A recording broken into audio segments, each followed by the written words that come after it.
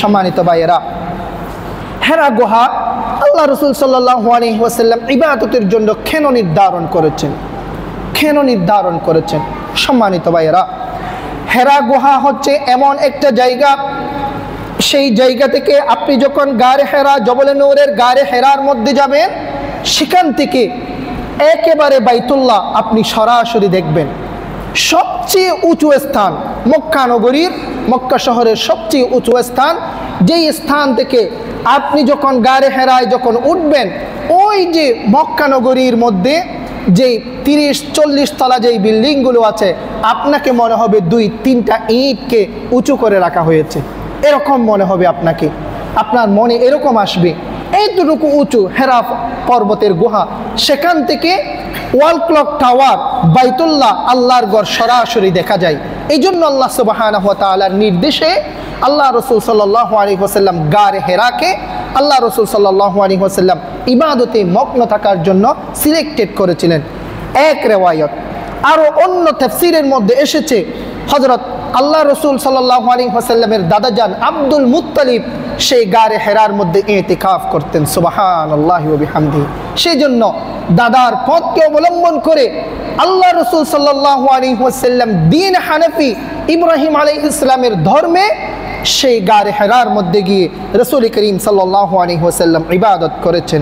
সম্মানিত ভাইয়েরা, এরপরে ইবাদত করতে করতে আল্লাহ রাসূল সাল্লাল্লাহু আলাইহি ওয়াসাল্লাম আল্লাহ সুবহানাহু ওয়া তাআলার সান্নিধ্য, ইবাদতের মধ্যে আল্লাহ সুবহানাহু ওয়া তাআলার সান্নিধ্য অবলোকন করতে করতে একদিন আল্লাহ সুবহানাহু ওয়া তাআলার নির্দেশে জিবরাইল আলাইহিস সালাম চলে আসলেন রাসূল করিম সাল্লাল্লাহু আলাইহি ওয়াসাল্লামের কাছে।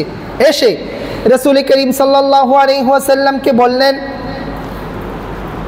সহিহ বুখারীর মধ্যে এসেছে, ফাজাআহুল মালাকু ফাকালা ইকরা قال ما أنا بقارئ قال فأخذني فغطني حتى بلغ مني الجهد ثم أرسلني فقال اقرأ قلت ما أنا بقارئ।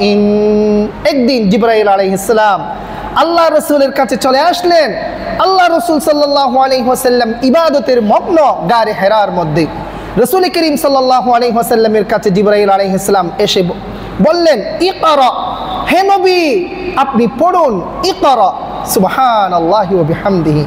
এরপরে রাসূল করিম সাল্লাল্লাহু আলাইহি ওয়াসাল্লাম সরাসরি বললেন, মা আনা বিকারিইন, মা আনা বিকারিইন, আমি পড়তে জানি না, আমি তো পড়তে জানি না, আমি কি পড়ব জিজ্ঞেস করে নাই, আমি পড়তে জানি না। এরপরে হযরত জিবরাইল আলাইহিস সালাম আল্লাহ রাসূল সাল্লাল্লাহু আলাইহি ওয়াসাল্লামকে দাঁড় করালেন। দাঁড় করাই আমরা যে মুআনাকা করি, কোলাকুলি করি, সেভাবে জিবরাইল আলাইহিস সালামের বুকের সাথে আমার রাসূলের বুকের সাথে লাগিয়ে দিয়ে একটা চাপ দিলেন, প্রেসার দিলেন। একটু এটা কি করেছেন? অপারেশন করেছেন, একটু প্রেসার দিয়েছেন। কি করেছেন? বুককে, সিনাকে, এই যে সেন্সকে আল্লাহ সুবহানাহু ওয়া তাআলার কোরআন সংরক্ষণের জন্য, কোরআনকে সেভ করার সেই এবিলিটি, স্কিলনেস জিবরাইল আলাইহিস সালাম কুদরতে, আল্লাহ পাকের কুদরতে সিনার মধ্যে সেই যোগ্যতা অর্জন করে দিলেন। সুবহানাল্লাহি ওয়া বিহামদিহি।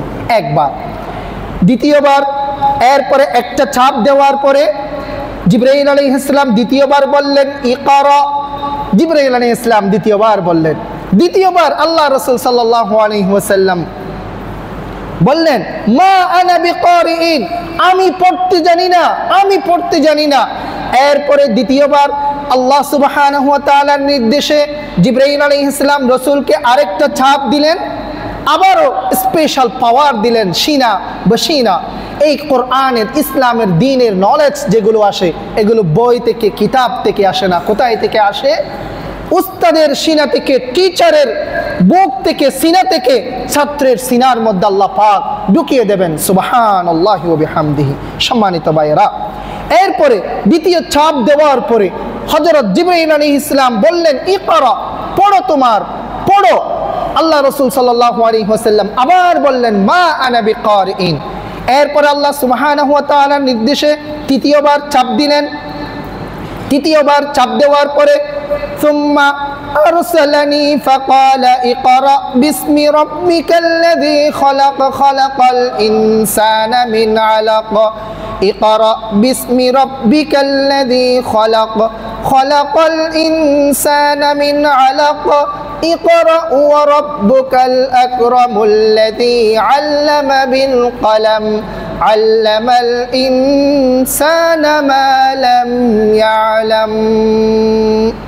তৃতীয়বার ছাপ দেওয়ার পরে আল্লাহ রাসূল সাল্লাল্লাহু আলাইহি ওয়াসাল্লামকে এরপরে জিবরাইল আলাইহিস সালাম তারপরে ছেড়ে দিয়ে বললেন ইকরা বিসমি রাব্বিকাল্লাযী খলাক খলাকাল ইনসানা মিন আলাক ইকরা ওয়া রাব্বুকাল আকরাম আল্লাযী আল্লামা বিল কলম আল্লামাল ইনসানা মা লাম ইয়ালাম।